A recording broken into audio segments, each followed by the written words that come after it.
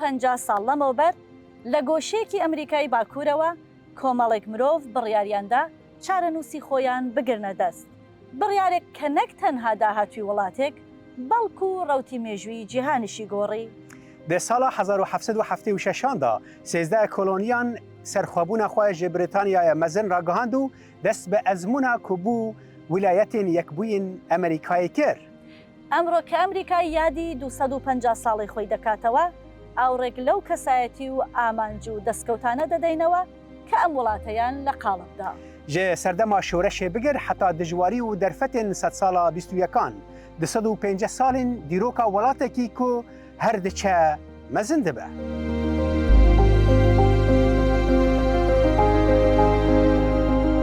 واشنگتن دیسی لە ساڵی 1790 وەک پایتەختی هەمیشەی ئەمریکا دیاری کرا. شارێک کە سنووری ویلایەتەکان تێدەپەڕێنێت و هەموو ئەمریکایەک خۆی بە خاوەنی دەزانێت. شارەکە هەر لە سەرەتاوە هێمای یەکگرتووبوونێکی نیشتمانی بوو بۆ دروستکردنی حکوومەتێکی هەوبەش بۆ خەڵکانێک بە پاشخان و دیدگای جۆرە و جۆرەوە. پشتی بهتری 200 ساڵان پایتەخت هێنجی سمبۆلەکە بەهێزە دەموکراسیە ئەمریکایەیە. جهێ سازیên کۆوەلێت بڕێوە دەبن و gelek manament û şûnwarên ku dîrok û nirxên wê bibîrtînin. بۆ تێگەیشتن لە چیرۆکی ئەمریکا دەبێ بگەڕێنەوە بۆ ئەو شوێنەی کە هەموو شتێک دەستی پێکردووە. ڕەگ و ڕیشەی ئەم چیرۆکە دەگەڕێتەوە بۆ چەند سەدەیەک پێشستا، ئەو کاتەی کە بیرۆکەی پێکهێنانی نەتەوەیەکی نوێ بۆ یەکەم جار لەدایک دەبێت.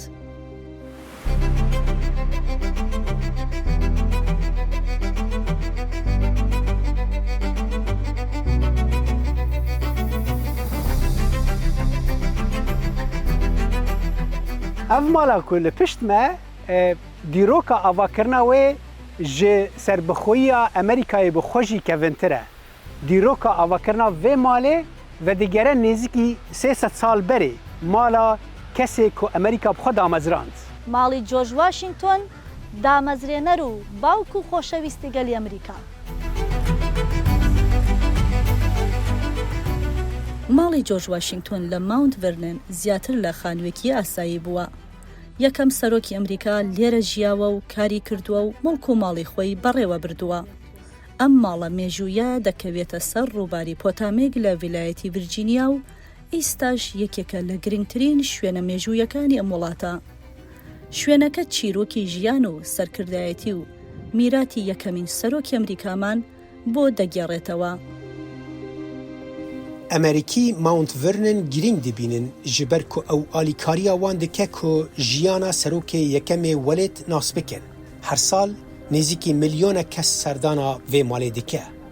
Dîroknas ji bo parastina avahiyê û taybetmendiyên wê yên resen û lêşûna ku bi tevahî ji nû ve ava bikin, gelek xebitîne da ku serdaner malê di forma wê ya resen de bibînin.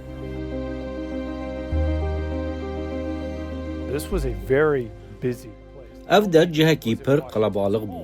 Ne tenê mala Washington bû, lê di heman demê da cihê karê wî bû. Li ser rûbera 8000 dûnem bû, ku wî lê operasyonên çandiniyê bi rêve dibirin û çavdêriya wan dikir. Wî aşê genim dimeşand û mey çê dikir. û wî pêşwaziya bi sedan û sedan mêvan û siyasetmedarên dewletê dikir ku li dûr sibe rûja welê diaxivîn. بەهۆی پەیوەندی قوڵی ماونت ڤێرنن بە ژیان و میراتی جۆرج واشنگتۆنەوە، پاراستنی ئەم خان و مڵکە بووە بە بەرپرسیارەتێکی مێژوویی. کۆمەڵێک ژنی ئەمریکایی بە پێکێنانی کۆمەڵەی ژنانی ماونت ڤێرنن لە ساڵی 1858 هەوڵەکانیان خستوەتە گەڕ بۆ ڕزگارکردن و پاراستنی خانووەکە. کۆمەڵەکە بەکڕین و پاراستنی مڵکەکە بوون بە یەکێک لە یەکەم هەوڵە ڕێکخراوەکان بۆ پاراستنی شوێنێکی مێژوویی لە ئەمریکا.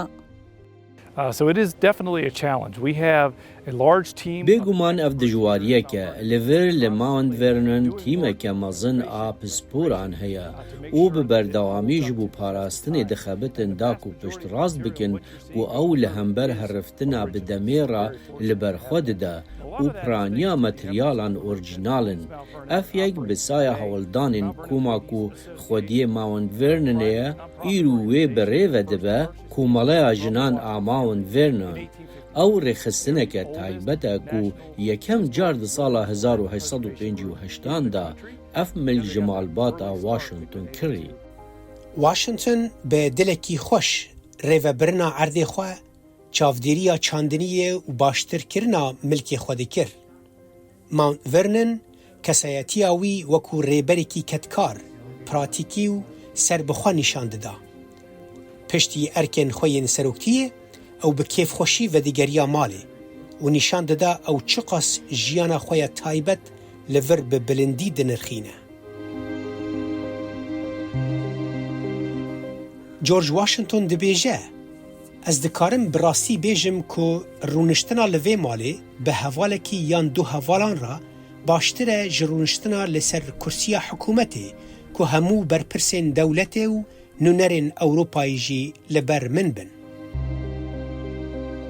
ماوند ڤێرنن ئیستەش وەکێمایەک بۆوە بیرهێنانەوەی کەسایەتی و بیر و باوەڕ و سەرکردایەتیەکەی جۆرج واشنگتۆن ماوەتەوە. ئەم ماڵەوە بیرمان دەهێنێتەوە کە لە پشت ئەو سەرکردە سیاسی و فەرماندە گەورە سەربازیەوە پیاوێک هەبووە کە وابەستەیەکی قوڵی بە ماڵەکەی و ژیانی خۆی و ئەو میراتەوە هەبووە کە بۆنەوەکانی ئیستا و داهاتوو بەجێی هێشتووە. ڕێبەرتیە ویە دە مەیدانên شەر و دو حکوومەتێدا میناکên گرنگ ئاواکردن کۆ ئیرۆژی باندۆرێ لەسەر دەموکراسیە ئەمریکی دکن. ئەم گۆڕە سادەیە بیرهێنانەوەی لایەنی مرۆیی و بەرزەکەی جۆرج واشنگتۆنمان بۆ دەردەخات. پیاوێک کە لە سەروی نازنا و شانازیەکانی خۆی بەرپرسیارەتی قورسی سەرکردایەتیکردنی نەتەوەیەکی تازە پێگەیشتووی لە یەکێک لە سەختترین قۆناغەکانی مێژووی خۆیدا هەڵگرتە بوو. قۆناغێک کە پڕ بوو لە گۆمان و قوربانیدان و تاقیکردنەوە گەورەکان.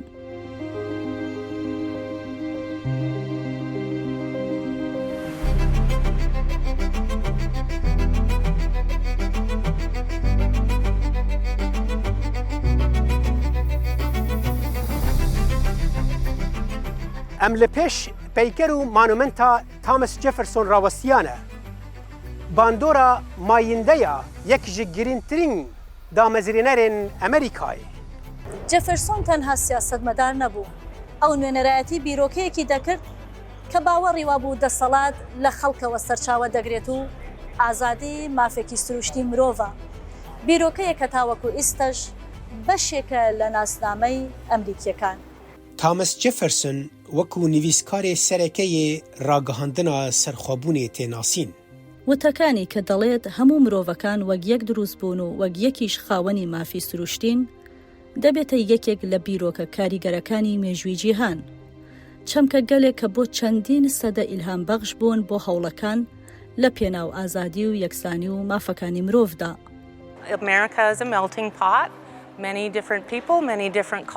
ئەمریکاجی پەڕەنگیە. گەلێک مرۆڤێن جدا، گەلێک چاندرین جدا، هەر جورە پاشخانەیەن جدا. و ئەم باوەرکن و هەر کەس دەبن قانونیدا خودی مافین وەک هەبە. هەر یەک جوان. ئەو بەڕاستی بنگەها وەلێتە. میراتا جەفرسۆن وەکو سەرۆکێ سێیەمینێ ئەمریکایە ji ڕاگەهاندنا سەرخۆبوونێ وێدەتر دچە. وی چاودێریە کرینا لویزیانایە کرد کۆ مەزناهیە وەلێت دوو قات زێدە کرد و دەرفەتێن پڕ مەزن vەکردن. ئەو تەنیا سیاسەتمەدار نەبوو، هەروەها پاڵپشتی لە پەروەردە و پێشکەوتنی زانستی و ڕۆڵی چالاکانەی هاوڵاتیان لە خزمەتکردنی کۆمەلگا دەکرد. هەرچەندە ژیان و میراتەکەی پڕ لە ئاڵۆزیە و مشتومڕی مێژووی لێکەوتوەتەوە، بەڵام کاریگەریەکانی لەسەر داڕشتنی بیرروبۆچوونی سەرەتایی ئەمریکایی و ڕێڕەوی گەشەسەندنی ئەم وڵاتە جێگەیەکی هەمیشەیی لە مێژووی ئەمریکادا پێبەخشیوە. تامس جەفرسۆن یەک ji دامەزرێنەرên وڵاتê me bû. Wî li gel hejmareke kes û malbatên din her tiştê ku hebû ji dest dan ji bo avakirina welatê ku em lê dijîn û و ئەم نها سپاسدارن ji bo azadiya axaftinê, azadiya olî û hemû azadiyên mezin ên ku em li vir li wîlayetên yekbûyî pê kêfxweşin ji ber tiştên ku di 105 sal berê hatine kirin. Ev manûment nerîn serkirdayetî û bandora wî ya li ser siberoca welêt wekû şahidekê ji bo dirêjiya serdeman berbiçav dike.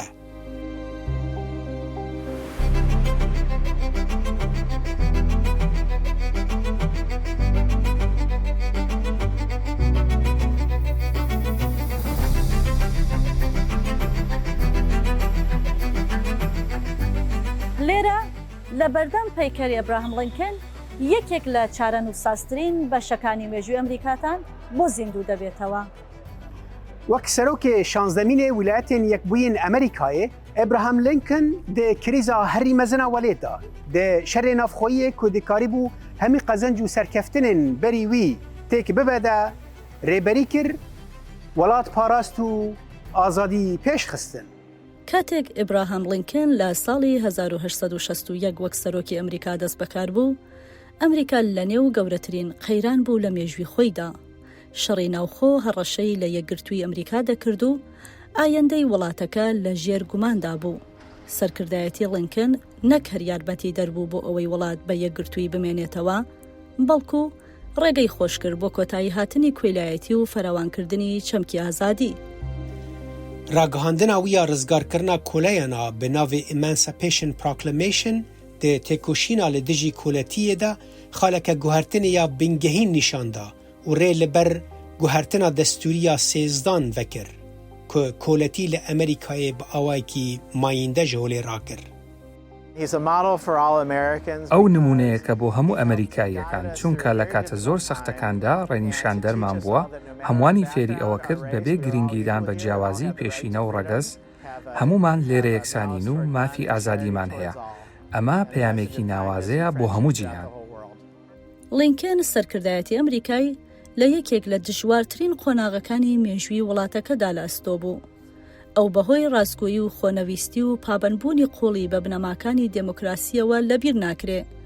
وتارە بەردەوامەکانی بەتایبەت وتاری گەتیزبرگ جەخ لەسەر یەکسانی و پاراستنی یەکێتی نەتەوەیی و ئەو باوەڕە دەکردەوە کە دەسەڵاتی حکوومەت لە خەڵکەوە سەرچاوە دەگرێت و پێویستە خزمەتی خەڵک بکە. ئیرۆ لینکن بە بەرفرەهی وەکو سمبۆلا سەرۆکتیە، وێرەکی و لێگەرینا بەردەوامە ئازادی و دادمەندیە ji بۆ هەر کەسی تێناسکردن. سەردانەرên ku ji seranserî cîhanê têne vir da ku li ser mîrata wî biramin, vî cihî dike yek ji sembolên herî giringên dîroka Amerîka û yekîtiya niştimanî.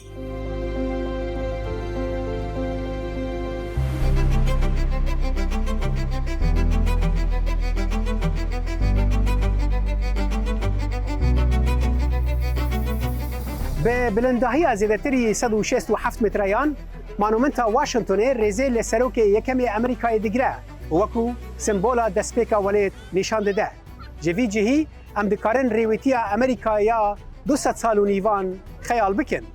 لەماوەی 250 ساڵی ڕابردوودا ئەمریکا ڕوبەڕووی شەڕ و قەیرانی ئابووری و دابەشبوونی سیاسی و گۆڕانکاریە کۆمەڵایەتی قوڵەکان بووەتەوە.